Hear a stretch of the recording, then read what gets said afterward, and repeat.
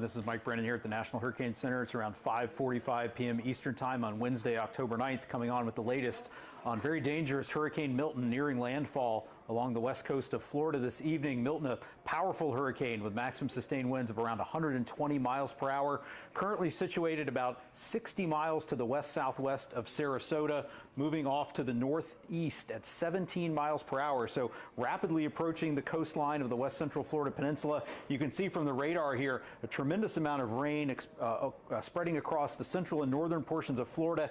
Heavy rainfall, flash flooding. We've had multiple tornado warnings across central and south Florida today, and that danger will continue into tonight. So we're going to break down the hazards one by one. First, we're going to focus on the life-threatening storm surge that is about to play out along the Florida west coast.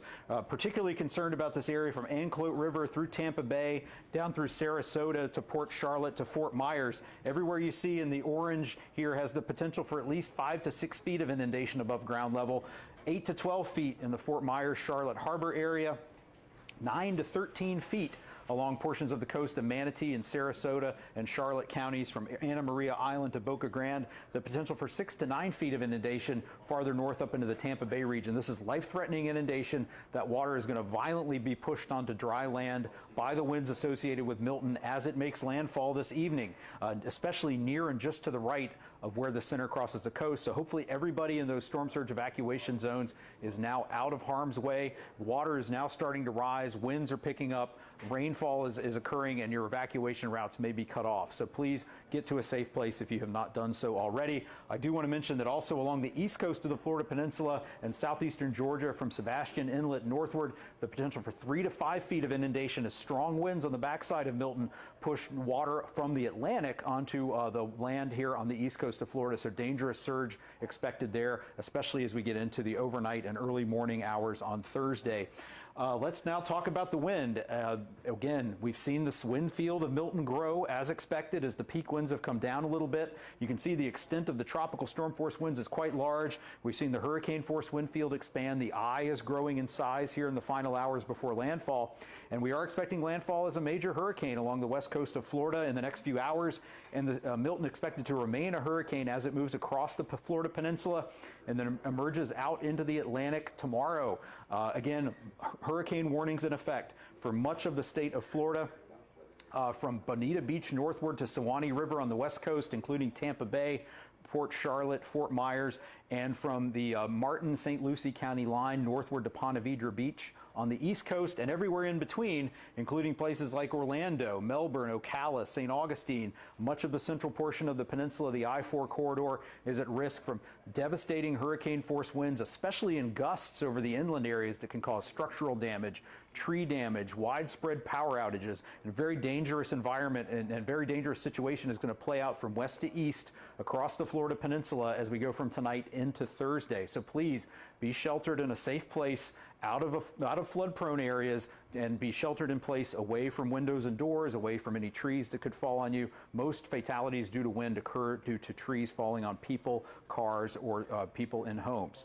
Let's move on now to the rainfall threat, which is also substantial and also unfortunately focused in the same I-4 corridor from Tampa to Orlando to Daytona Beach. Expecting widespread rainfall totals of 6 to 12 inches, isolated totals as high as 18 inches in these areas. Some places have already seen 6+ inches of rain already, and we haven't even seen Milton's center make landfall. But near and to the left of the track of the center is where we're going to see that heaviest rainfall play out. And this area highlighted in pink is where we have the highest risk of that life-threatening and potentially catastrophic flash and urban flooding playing out tonight and Thursday. That includes Orlando, Daytona Beach, Tampa, St. Petersburg area, down to Sarasota, down to near Melbourne, with also risk extending north and south of that, maybe in a more isolated fashion. Next, I want to talk about the impacts of that much rain and what that kind of catastrophic flash flooding looks like.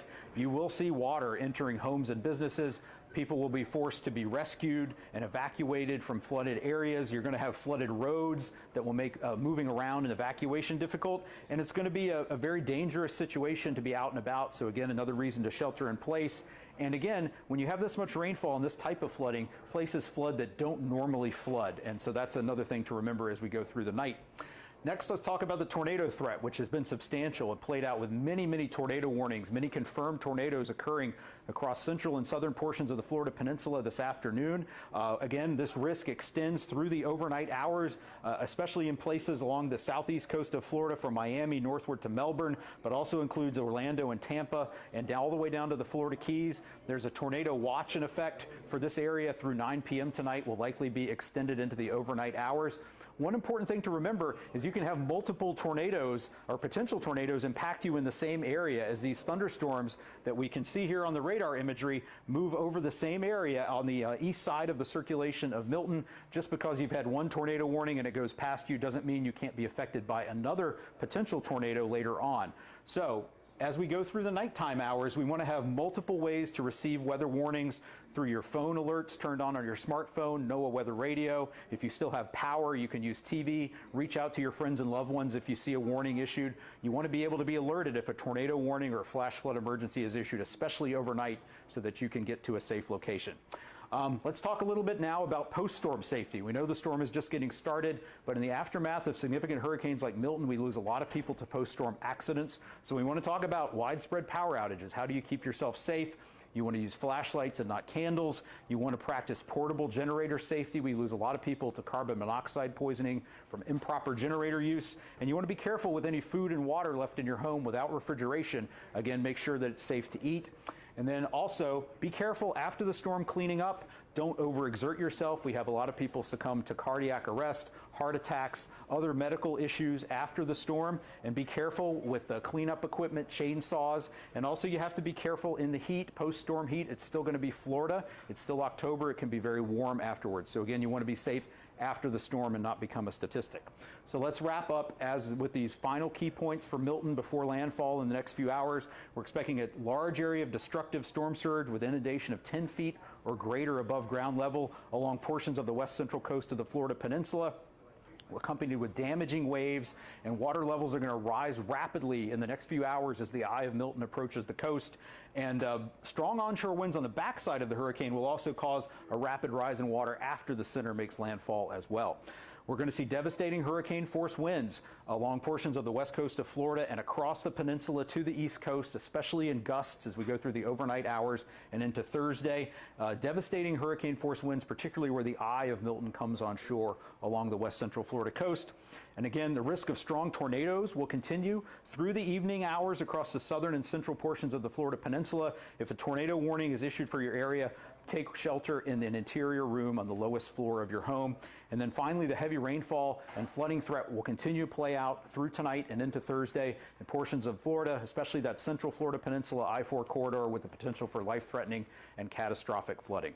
So please stay safe throughout the event. Keep coming back here to the National Hurricane Center at hurricanes.gov for the latest on Milton. You can get the latest local warnings and information for your area from your local National Weather Service office at weather.gov. Thanks for joining us. I'm Mike Brennan at the National Hurricane Center.